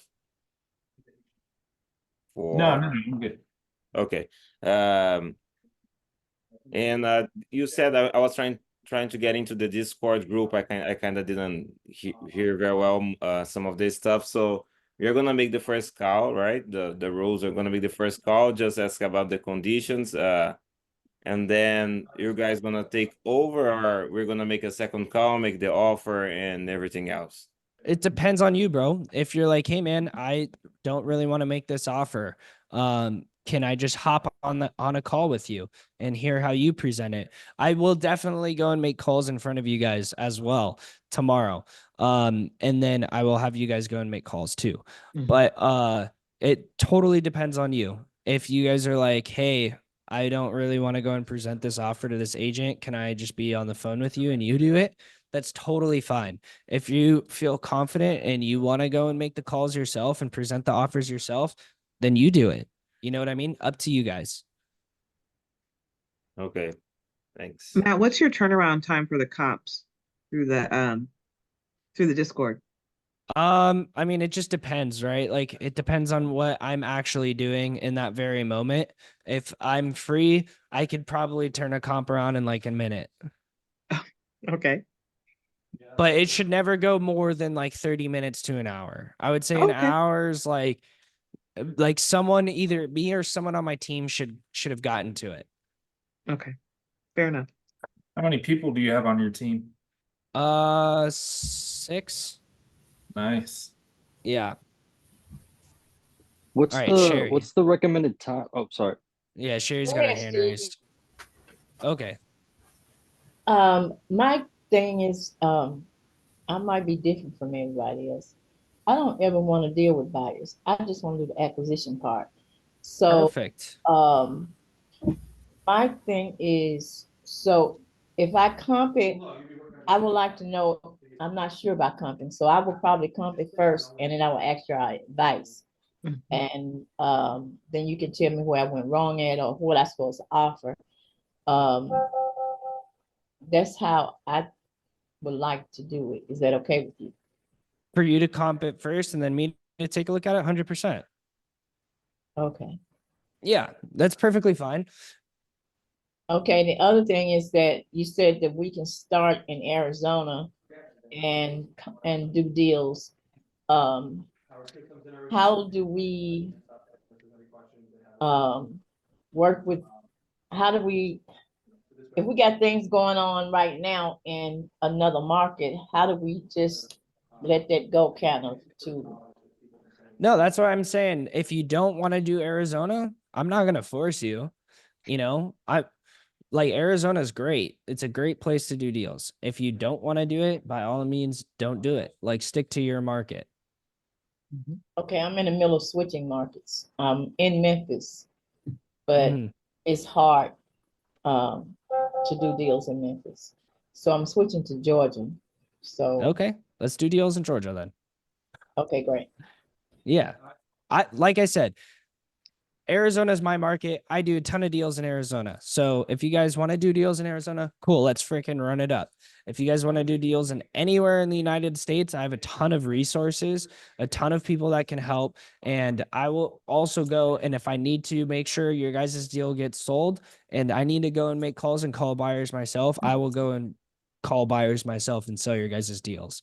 Like I'll make sure any deal that you guys get under contract gets the most feedback on it, gets as many eyes on it as possible for it to actually be able to sell. Like my job is literally to help you guys get your first deal closed. So I'll do everything in my power to do that. Even if it's not in my market. So we'll make it work. Don't worry. All right. So, a question. Go ahead. I'm sorry, Hezron. I'm sorry. All Go right, ahead. let's just, if you guys have a question, so Steven, you had a question. We'll go Steven first, Heather next, Clifford. But Clifford, raise your hand just so I remember to call on you after Heather. Okay. All right, Steven. So I was just wondering, you mentioned the turnaround time. I'm making connections. So between the first have you in between the first call and the second call, boots on the how ground. much time like do you think we should take between calling them again? Again, as soon as you get a comp, just go and call them again. But I would always give it about 15 minutes minimum. So if I get you a comp in like 30 seconds, don't go and call like right away. Like you want to make it seem like you actually discussed it with someone and like put a lot of thought into it. You know what I mean? So give it at minimum 15 minutes, but it should never take longer than an hour. And if it does, and if it's starting to get close to it, if it's like 30 minutes or something, just start freaking spamming the Discord with me and my team and say, yo, at Justice Team, help me comp this freaking deal, guys. Mm-hmm. And we'll get on it. And are you gonna show us how to make relationships with buyers and create our own buyers list? Yeah, if you guys get a deal under contract, I'll freaking start making calls with some buyers in front of you guys and show you how I find buyers and stuff. Great. But we got to get deals first. I'm not the type of person that says find buyers, then go and get the deal. Yeah. I like to find a deal so I could present something. Got it. Okay. I like that. Okay, Heather. What's the, like, I get a lot of pushback with inspection period. Well, you know, this person has got the inspection period, or they waived the inspection period, or it's lower or whatever. What is your general rule for inspection period and close time frame? You know, it totally depends on the deal. If it's something that's super hot and I know that I can sell this deal, like we're getting a freaking killer deal on it, 100%. If it also, I would like to say too, if it's something that I'm comfortable buying myself, I will waive inspection periods. But I would say on average, our inspection period is about 5 to 7 days on average. And so we do definitely have 3-day inspection periods on some of these deals. And it just depends on the situation with the seller and with the agent. A lot of the times standard is typically 10. I want 10 days because that gives me a lot of time to work the deal and I don't have to go and push a ton of people for earnest money as a buyer. But to find a buyer, I mean, I want to give people some time. I want to have time to make sure I get the highest price, not rushing to find someone to buy this deal. And so the longer the inspection, the better for us. But sometimes an agent might be like, I don't really want to work with wholesalers and blah, blah, blah, and this and that. It's like, hey, honestly, look, I might wholesale this thing, but how about this? Like, I know you guys are time is of the essence. We could just shorten our inspection period for you. And I'm going to do everything in my power to get this thing closed. And that might include me to wholesale it. So I'll do a 5-day inspection on this. But don't be surprised if you see it on another wholesaler's list or something, because I want to close this deal for you and your seller. And I'm going to do everything in my power to do that. And so you might have to say something like that. The thing with agents and wholesalers is that they don't have confidence in wholesalers. So if you can relay the confidence to them that you are the solution to their problem, that you are the one that's going to be able to help them close this property, they will give you the deal regardless, even if they know you're going to wholesale it. We have an agent right now that brought us a deal. We canceled on it. And then we asked about it again because we had a buyer reach out about it. And now she wants us to recontract the property. And we're like, honestly, we don't want to do that. Like, we don't think this is a good deal. We don't want to do it. And she's pressuring us to recontract the property and she knows we're wholesaling it. So agents, they just want to know that they want to have the confidence that you're going to be the one that's able to close the deal, you know? Can I throw in a Thank little you.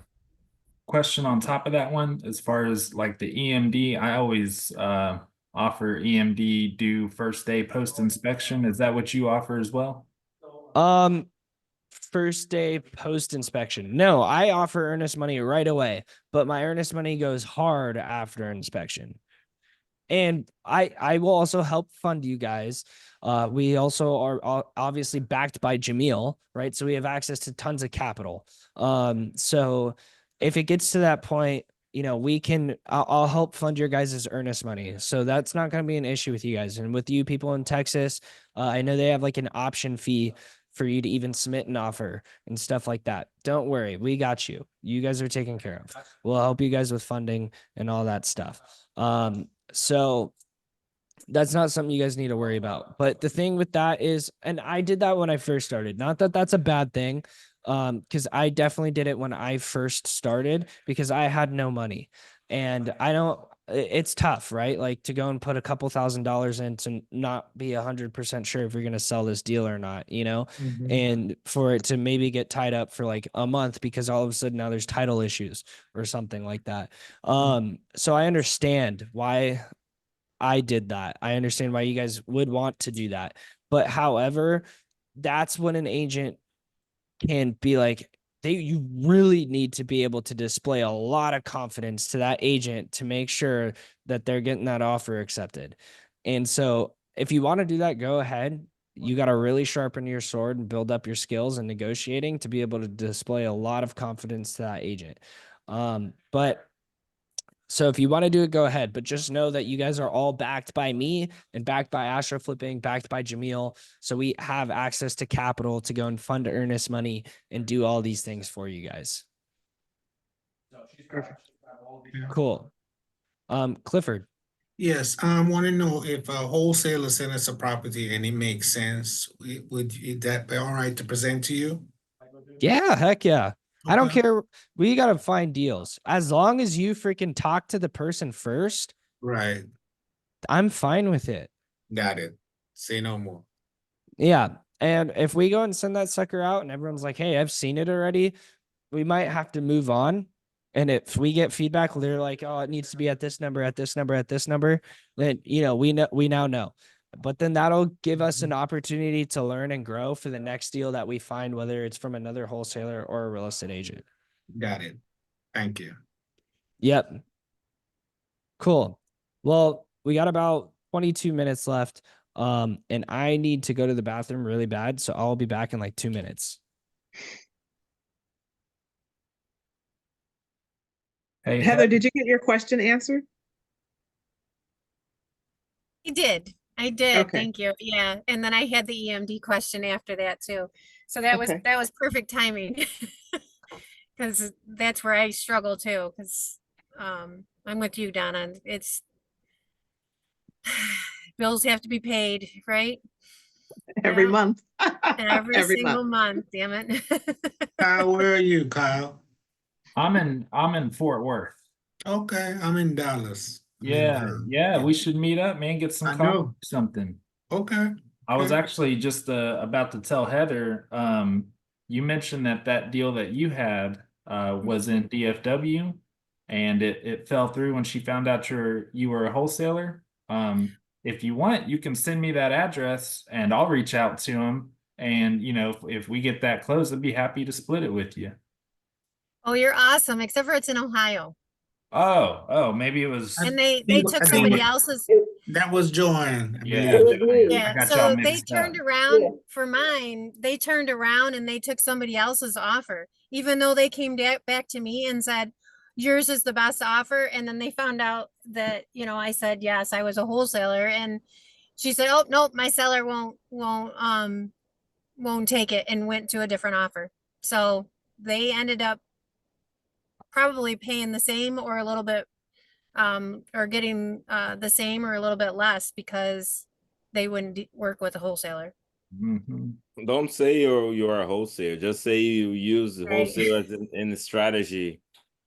Yeah, I know. My first instinct is I can't afford to be the buyer. So my first instinct is to just be honest and tell them. And now I'm just like, you know what? Screw that. I'm just going to say I'm an investor and it might be one of my Yeah. strategies. Yeah, heck They yeah. don't know. Because They look, don't know us. First of all, at the end of the day, if you find a deal that's at like 20% of ARV and you'll make like $200,000 on it as a flip, are you going to wholesale that? Like, no, Yeah. you're probably going to buy that thing. Right. You're going to figure out a way to buy it. So it's like, you're not lying. If I found a deal, I mean, I've bought a couple deals, but it's like, if you guys find any deals that are just like, holy moly, this is like the mother of all grail on this thing, I need to buy this thing, you're gonna figure out a way to buy it. You know what I mean? Right. Like, you're not lying. It's just you're very picky, you know, and you can say that too. You can say, look, I'm pretty Right. picky. I do everything under the sun. I'm looking for rentals. I'm looking for fix and flips. I also have wholesale deals, you know, and you could say like you've done it because you're utilizing me as a partner and I have done it. Yeah. You're giving Yep. me the confidence, Matt, right there. That's what I'm talking That's about. his job. That's right. I'm loving it. Thank you so much. Because that helps having a partner that you know that actually does those things, right? Where, you know, sitting there on my own, it's like I'm thinking honesty is the best policy, you know, like you teach your kids. And then but you are on my side. So I am so Look, grateful. Thank one you. of my core values is radical transparency. Like 100%, you want to be honest, but it's like, look, my intention is still there. If this is a good enough deal, I will buy it. You know what I mean? But I'm going to look at all strategies while we're under inspection. And that doesn't mean on day one, I'm not going to go and send this out and also talk to lenders. You don't go one at a time. You're going to utilize all three at the same time, you know, because if it's like, look, all of a sudden someone offers me 20 grand to buy this thing from me, but I find out I'm only going to make 20 grand on the flip, I'd much rather just wholesale it. I get paid in Right. 2 weeks and no risk. Why would I take on all this risk to go and make 20 grand on a flip? Same You amount. know what I mean? Right. Yeah, totally. Totally. So yeah, you're being very transparent. And then if you feel morally wrong about still saying that, and then by time you get a property under contract, what I would do sometimes is I'll go and tell the agent, hey, just want you to know, you don't have to change anything, but I just want to be transparent. I actually wholesaled this. Don't worry, everything is okay. Buyer is in place. We're getting this thing closed on the same close date. I just want to be very truthful and honest and let you know what happened, but I just wanted to keep you updated. I'm looking forward to getting this closed with you. And they could throw a fit sometimes. And it's like, look, I'm still closing. I'm still the buyer. You know, we're still going to operate in the way that we have operated this entire time. You're still going to communicate with me. All contracts still go through me. We're getting this deal done. So don't worry about anything. Just wanted to let you know. And How you do can you also also work? go ahead. That's awesome. How do you also deal with like in Arizona, you offer just try to make the deal sweeter. Do you offer, you know, can you be my represent me? How does that work? So then you Yes, great question. So when you guys all are going and submitting offers, always ask them, are you willing to represent me? Or are you willing to do dual representation? And if they say no, or that's illegal, be like, okay, yeah, no problem. Should I go in unrepresented, or can you refer me an agent maybe to represent me? I'm also fine with going in unrepresented and waiving a buyer's side commission. okay. So And we so, also need to put in like the buyer's side commission in our numbers too. no, the seller will always pay all commissions. But if you go in unrepresented, that means that extra, let's just say like 3% that would go to a buyer's agent is now going to go net to seller. So that's actually a good benefit for the seller and the agent to still go with you guys, right? Because either Okay. the agent's going to make more money or the seller's going to make more money. Okay. That's good to know. Yeah. So if they're like, hey, no, I don't do a dual representation, I don't like that. Hey, it's completely fine. I get it. You know, I've gone up unrepresented a couple times. Do you want me to do that? And we can save the seller some 5% on commission. And if they're like, no, I want you to be represented. Okay, do you have an agent you can refer me to that will represent me in this transaction? And they'll most likely give you a friend. Perfect. Perfect. Thank you. So like you're saying that the seller is gonna pay for the fees, even if the new NAR regulations. So the only thing the seller pays for is the agent commission. They won't pay for closing costs. That's part of our offers too. They don't But I mean, pay. our agent, the agent that represents us, the seller is gonna pay them because Mhm. now they don't have to pay anyway. Yeah, anymore. but so you guys are going to be going through listing agents. Never work with a buyer's agent. Don't work with a buyer's agent. You guys are going to be calling listing agents directly. And so the listing agent and the seller have already agreed upon a percentage that the seller is willing to pay them off the sale. So the agent will always get paid from the seller. Okay. Yep. All right. And so whenever you get to the point of, giving a number, hey, like, let's say Hector, you're the agent. Hey, Hector, I'm going to be low 200s on this property. However, look, I'll pay for all closing costs. And I could come in unrepresented, or if you would actually prefer, maybe you can make a little more money on this and represent me in the transaction as well. Is that something that you're okay with? No, I'm not okay with it. Okay, perfectly fine. I get it.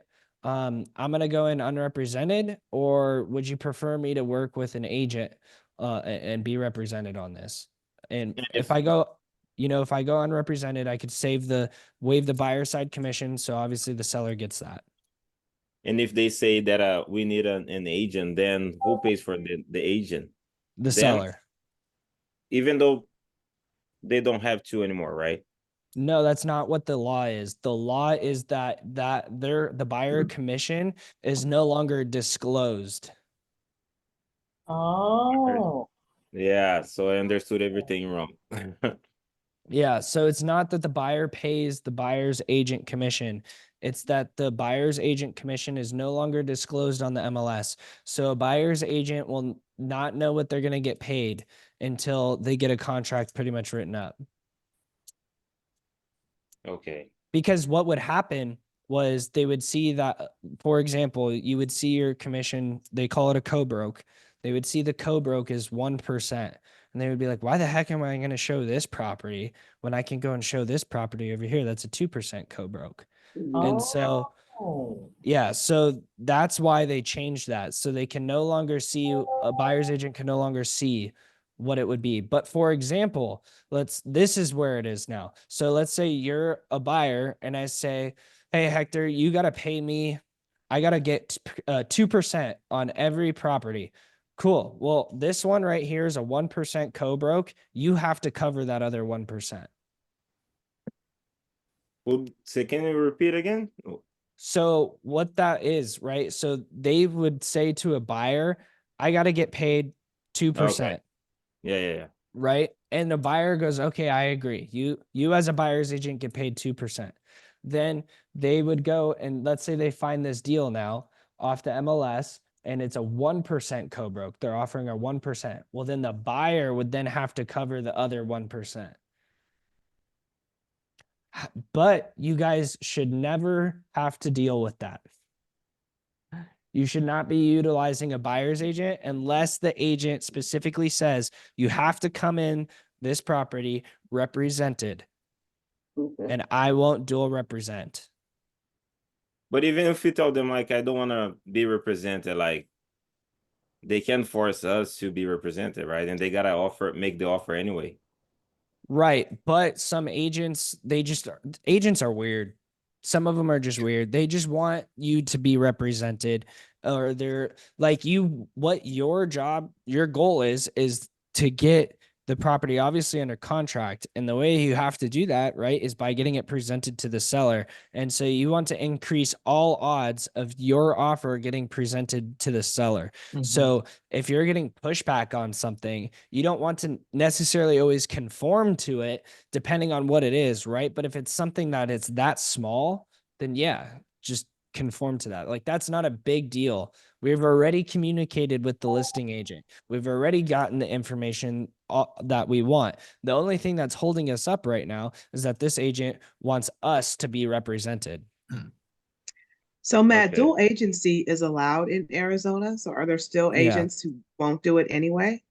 Yeah, 100%. Wow. Okay. Interesting. Some people Yeah. say Netsco to Yeah. represent both people. Some people say it's a conflict of interest, whatever, but it doesn't matter. You want agents that want to dual represent because those are greedy agents and they typically want to make a lot more money. We So definitely they're want greedy agents. yeah. So they're like, heck yeah, I'm going to keep bringing you deals. Those ones are the best ones. Everyone I offered, they always accept it. You know, like even though they didn't accept the offer, but they always like, yes, I'll represent you as well. So I'm like, yeah, Yeah. never works out for me, but it will. Yeah. I can, All Matt, right. can you go through who pays the closing costs? We will, not us as wholesalers, but the buyer will. The buyer does. Okay. okay, I got one question, then we can go. Who?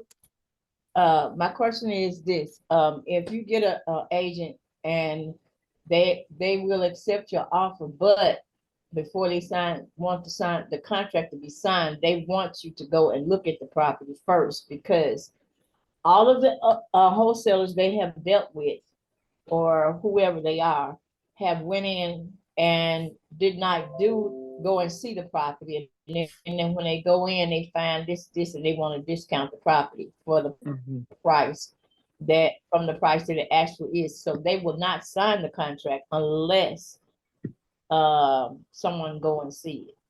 Yeah. So how do I, and I explained to them that it would be beneficial for us to actually to go and see a property. We're not sure that you're going to accept our offer price. I gave you offer price, but you have not said or have not talked to your client about that yet. So it would behoove me to actually do that. But he said that this was the only way that they would do it. So what do I do now?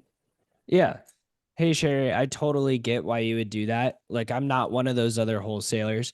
The way my process actually works is I have a big team. I have a ton of other partners, investors, contractors that I might need to bring in on this deal. And I can't go and pull them all off their jobs for a contract I don't even know I have yet. So once I get a contract, I actually like to do a formal inspection and try to bring everyone in. So then that way I know that I'm for sure like good to go on this deal. Perfect. And if that doesn't work, then Yeah, exactly. Because basically that's basically what I said.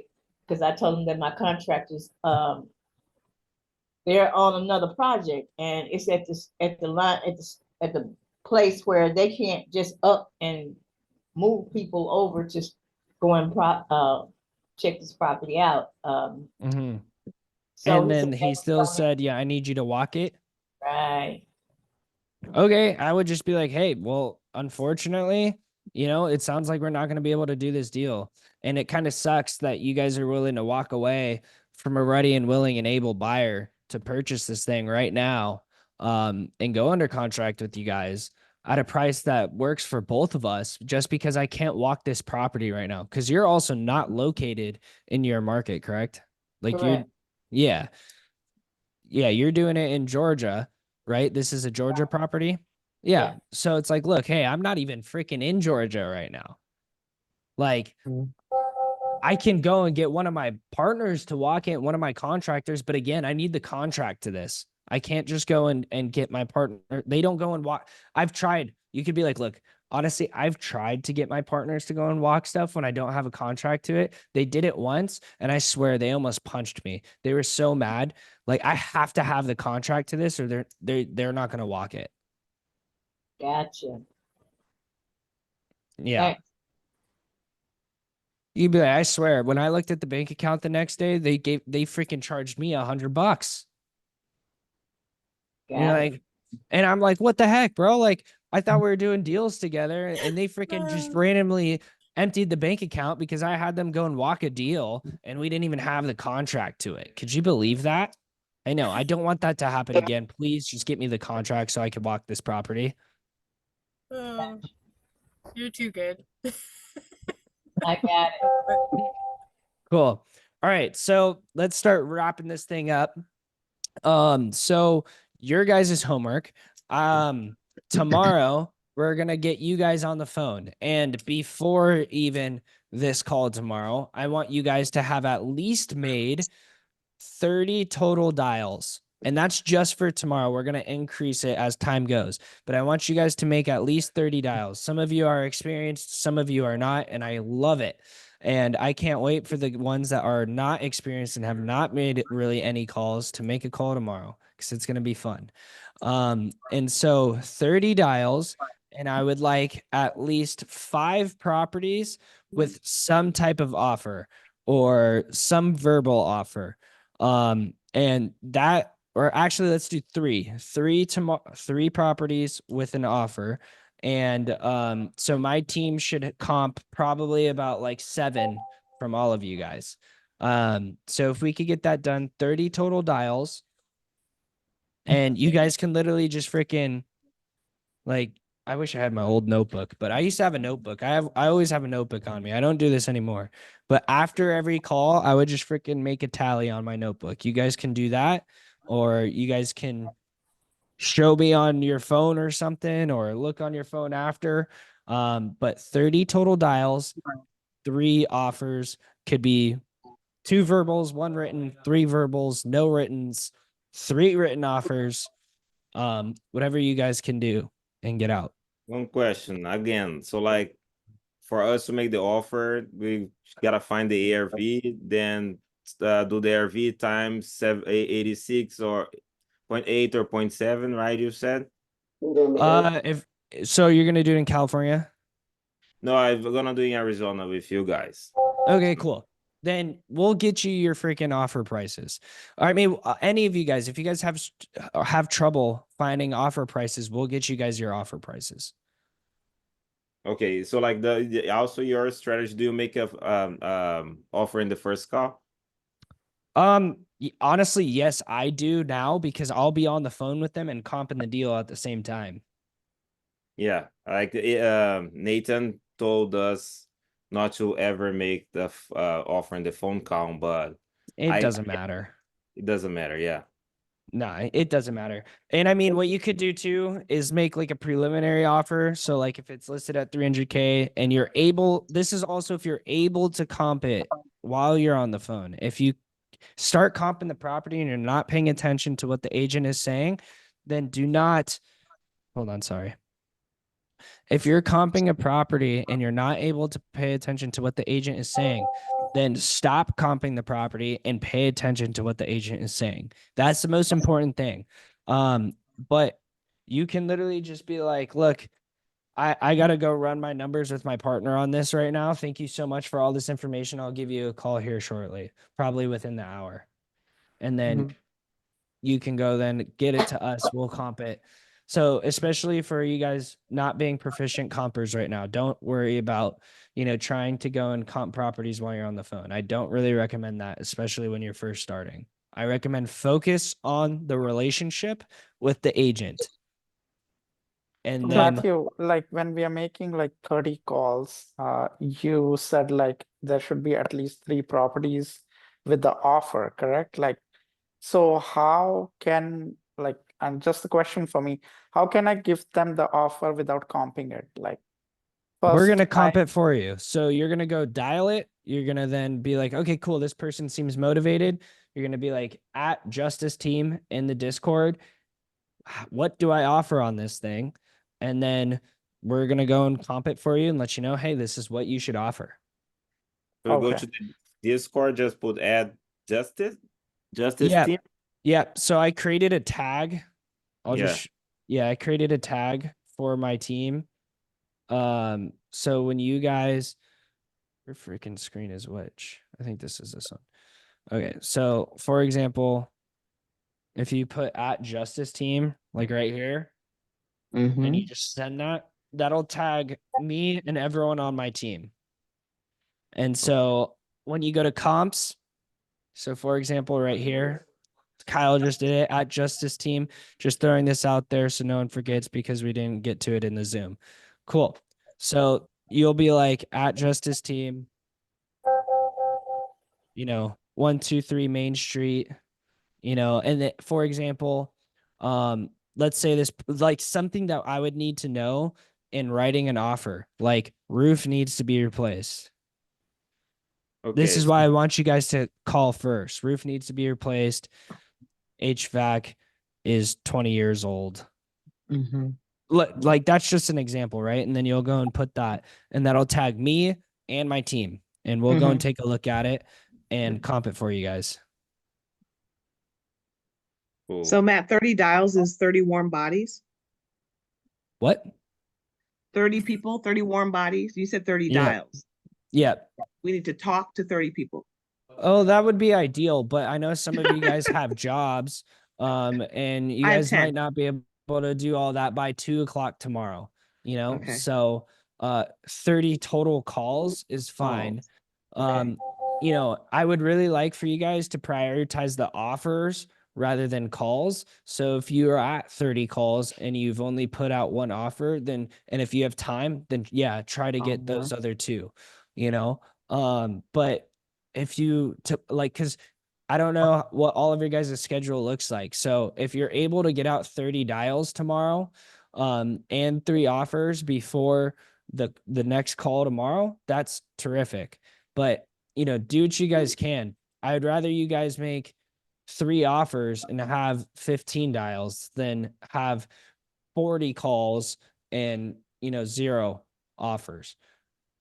Gotcha. Offers is more important, but the conversations will always lead to offers. That makes sense. Okay, one more thing. If we call 30 people, we could also make 30 offers, right? Potentially, not everyone's going to answer. Oh, that's what you mean. If they don't answer, I thought it was just like 30 conversations. I was like, shit. But like, yeah, No. but No, not everyone's going to answer. Also, your job, right, is to disqualify and qualify properties. And we'll get more into the weeds of it. I want you guys to start taking action, though.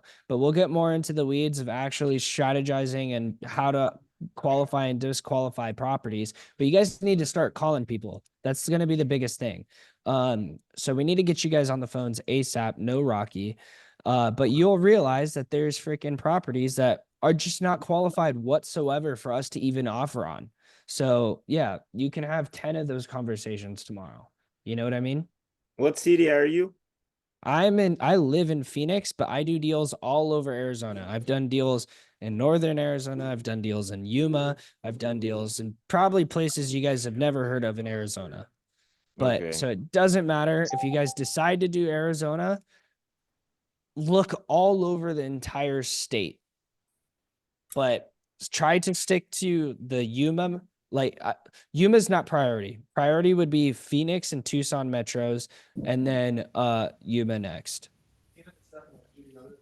You Okay, For is it possible that we can send the offers via email? Yeah. Oh, good. Because I don't know But that I'm gonna have time to do both in my half-hour lunchtime. okay, but so then just shoot out a bunch of texts tomorrow. What you should do is like if it's in the morning, go look through your list of properties that you want to go and call on and text the agent or email them, "Hey, I'm super interested in this deal. Can you talk at 12?" You know, and then next agent, "Hey, I'm super interested in this deal. Can you talk at 12:05?" Next agent, "Hey, can you talk at 12:10?" You know, and then you can set up times. Okay, you can't talk today. Cool. Thank you. Me either. You know, hey, I'm okay, but can we just text? I'm super interested in this property, you know, and then you can do it over text or then send an email or whatever. Perfect. Thank you. Cool. Any other questions before? yes, one. You earlier you said that the meetings were from 2 to 4 Arizona time, but Arizona is 2 hours different from me, but we started at 3, so what is the actual time? Yeah, two Arizona time. That's mountain time. So if you're in. Oh, I think. You're gonna miss 1 hour, but you're only an hour difference now with. Oh yeah, there was a time change. Oh, that's Forgot. it. Yeah, it's 4 o'clock here now. It's 5 o'clock my time. Okay. I forgot there was a great. time change. Yes. What time is he? Y'all special. Are you and your team available to kind of help us? 8, 9 a.m. You guys ready? Yeah, I mean, we start. So my team and we have our morning meeting from 8:30 to 9:30 every day. I have people that will be on most likely a little bit before that, so around like 8. But if we're not getting back to you within that hour, that's why. And one of us will get onto it. Someone will be available pretty much throughout the entire day. Yeah, Matt, one question. What time is it in Arizona right now? It's 4. 4 o'clock. Okay, so the hour ahead of me then. Mhm. No, hour behind me. I'm done with that part, but Yep. I wake up early. I'll be available most likely. So don't be afraid to go and hit the Discord with stuff. You Okay. mentioned you were gonna do the sniper method, like is the one that we call just listed the properties that were just listed, or like any property that's Everything. Your job is to go and freaking build relationships with agents. I think that the just listed 30, 60, 90 days or whatever is kind of bullshit. You want to go and call freaking everyone. You want to build relationships with as many agents as possible. okay, cool. Wow. Make it easier. More properties to call then. So Yeah, I mean, you never know who you're going to connect with, because you can connect with an agent that might have something that's just listed and they're like, hey, we got a full ask on this. Cool. Thank you so much for all the information. I appreciate that. Do you happen to have anything else I could take a look at that maybe hasn't hit the market yet? Yes, I do. Cool. Now you got an off market deal. You know what I mean? Or even you call day 100 listing and you're like, man, this property sucks. I don't want to offer on this, but do you have anything else that I could take a look at that maybe hasn't hit the market yet that's like in dated in original condition? I do. Awesome. Now you got another off market deal. You know what I mean? Like, you don't know who the heck you're talking to. So you might as well talk to as many people as humanly possible. sounds good. Thanks. Yep. Any other questions? Cool. 30 dials. So 30 dials. I don't care how many of them answer or don't, but 30 dials and 3 offers is the goal to hit before our call again tomorrow. Got it? All right. Got it. Amazing. Let's Thank freaking start taking action and beat these other people. All right. let's do it. All right, let's go. All right, guys. Thank you. I'll talk to you guys later. Thanks, Matt. Thanks. Have a All good right. night. You too. Bye. Good luck, everybody. Good luck. Good luck. Take massive We action. got this. Let's go. Woo! Yes. All right.